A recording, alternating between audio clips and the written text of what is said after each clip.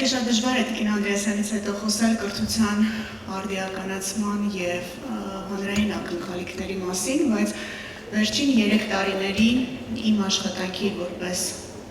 իրավապահ համակարգի կառույցներից մեկի ղեկավար ինձ մի մտքի բերեց, որ մենք ուղղակի հրատապ անհրաժեշտություն ունենք փոխելու գիտելիքի մատուցման ձևաչափը։ Դա հիշողության վրա հենված մեխանիկական գիտելիքից անցումն է դեպի վերլուծական կարողություններ ձևավորող գիտելիք։ Հիմա իմ առաջարկը եւ որպես դասախոս Երևանի պետական համալսարանի եւ որպես իրավապահ համակարգի կառույցներից մեկի ղեկավար նա է, որ մենք փորձենք այդ վերլուծականություն ձևավորել մեր ուսանողների մոտ, որովհետև դատախազությունում գալիս են աշխատելու անմիջապես բուհից հետո։ Մենք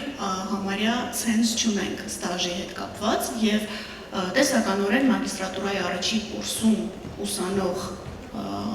անհատը կարող է հավակնել դառնալ դատախազ։ Եվ այստեղ մենք մի նախաձեռնություն ունենք Երևանի պետական համալսարանի հետ, այս անցումը ավելի պրակտիկ կազմակերպելու համար մենք առաջիկայում մեր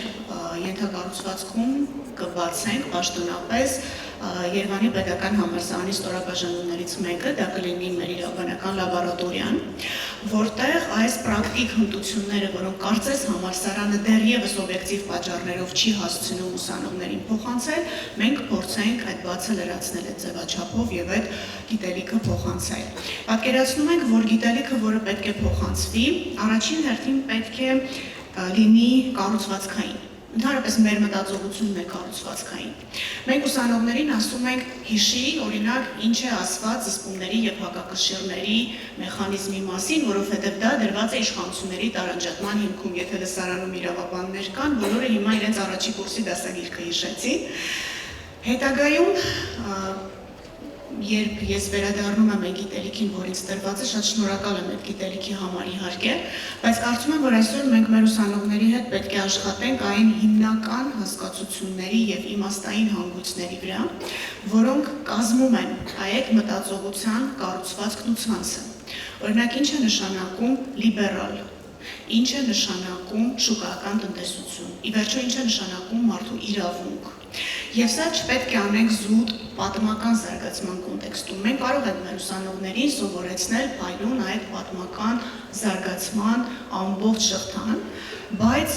շատ հաճախ ես հանդիպում եմ իրավիճակների, երբ մենք գերազանց դիպլոմներով ունենում ենք հավակնորդներ, որոնք փայլուն պատասխանում են բոլոր հարցերի, բայց չեն կարողանում այս իմաստային հանգույցները վերլուծել։ Առաջարկում եմ մեր ուսանողներին սովորեցնել հարցադրումներ անել։ Օրինակ, այս տարի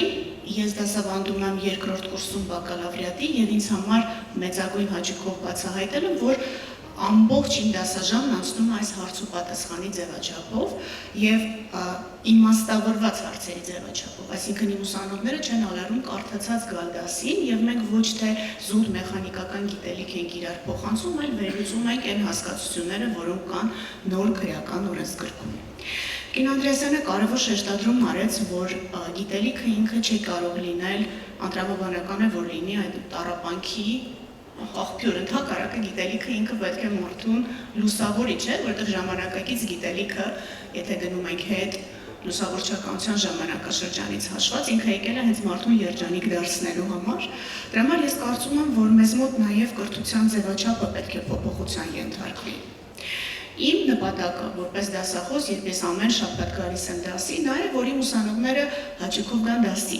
Այսինքն իրենք զգան, որ ես չեմ գալիս պարտադրված, դա ինձնից է առաջին հերթին բխում, եւ ես ինքս բավականություն ստանամ այն գործընթացից, որը տեղավորվում է 80 րոպեի մեջ, հիմա կարող շատ տրիվիալ թվա ինչ որ ասում եմ, բայց իմ կարծիքով հենց այդ դետալներից է մեր կրթության նկատմամբ վերաբերմունքը ձևավորվում։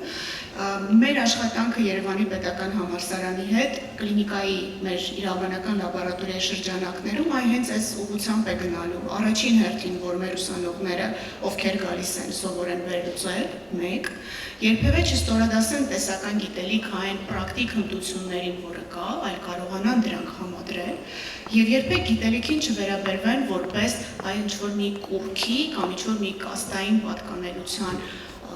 պիտակի, այլ ընդհակառակը, ինչքան ավելի լայն աշխարհայացք ունենան, այնքան ավելի պատրաստ լինեն ծառայելու հասարակությանը։